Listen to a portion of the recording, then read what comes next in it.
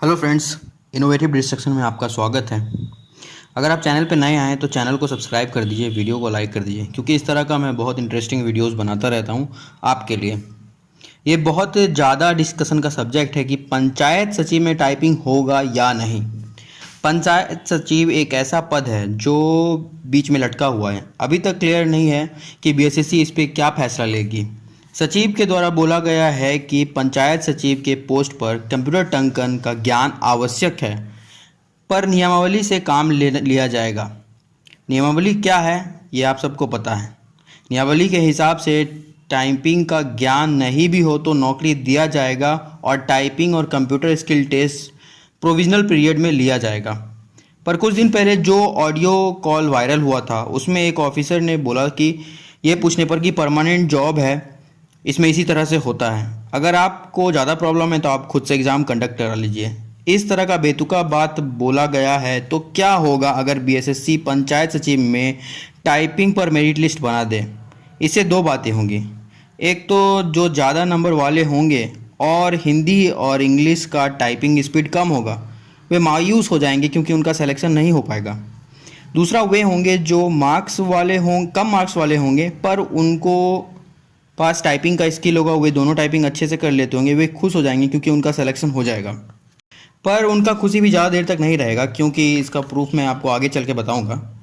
इसके बाद जिन स्टूडेंट्स का सिलेक्शन नहीं होगा वे आरटीआई करेंगे कि बताइए मेरा नंबर कितना है, या बीएसएससी खुद सबका नंबर अपलोड करेगी। फिर वे स्टूडेंट अपना नंबर कट ऑफ से मिलाएंगे तो उनका कट ऑफ से ज़्यादा नंबर होगा, और क्योंकि टाइपिंग का पे अगर मेरिट बनेगा तो कट ऑफ तो कम ही जाने वाला है। इस स्थिति में क्या होगा, कुछ दिन तक प्रोटेस्ट किया जाएगा, फिर कुछ दिन तक ट्विटर पर कैंपेन चलेगा, तब तक सेलेक्टेड कैंडिडेट जो है वो ज्वाइन कर लेंगे। फिर थक हार के कम से कम 5,000 कैंडिडेट्स जिनका सिलेक्शन नहीं होगा, उनका मार्क्स कट ऑफ से ज़्यादा होगा, वे हाई कोर्ट चले जाएंगे। फिर कुछ साल तक केस चलेगा, तब तक सेलेक्टेड स्टूडेंट का शादी हो जाएगा और उनका जो भी आगे का प्रक्रिया है सब चलने लगेगा। फिर एक दिन बीएसएससी का नोटिस निकलेगा कि बीएसएससी का मेरिट लिस्ट रद्द कर दिया गया है, कारण नियमावली का उल्लंघन। उसके बाद सेलेक्टेड कैंडिडेट का भी चेहरा उतर जाएगा। ऐसा मैं अपने मन से बनाकर नहीं बोल रहा हूँ, ऐसा हो चुका है। जेपीएससी का अगर आप जानते होंगे तो जेपीएससी का मेरिट लिस्ट नियमावली का पालन ना करने से जेपीएससी व्याख्याता नियुक्ति का मेरिट लिस्ट रद्द कर दिया गया है। जेपीएससी में जो मामला सामने आया है उसमें 69 आरोपियों पर कार्रवाई चलेगी, जिसमें बहुत सारे अधिकारी भी शामिल हैं। जिस तरह से ये बीएसएससी का प्रक्रिया चल रहा है उससे तो ऐसा ही लगता है कि बीएसएससी भी जेपीएससी के राह पर चल रहा है। सारा कुछ नियमावली से होना चाहिए। बीएसएससी को सारे पोस्ट का नियमावली भी नोटिफिकेशन में डालना चाहिए ताकि उसे ट्रांसपेरेंसी बना रहे।